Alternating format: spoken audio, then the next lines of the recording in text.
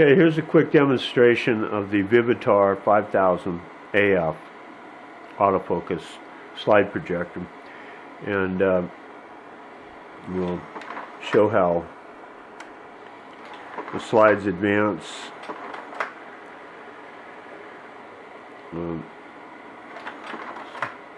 Not a slide transfer demo, but just meant to show that the projector clicks through the slides easily.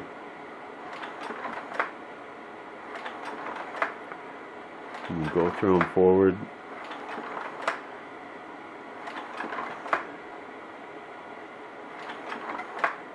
Then we'll go back through them backwards.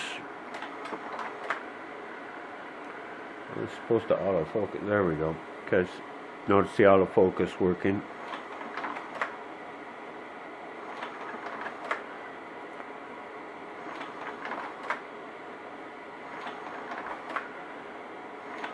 Goes just as smoothly in reverse as it does in forward.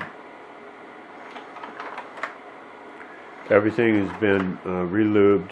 The lenses have been all disassembled and cleaned and then put back in.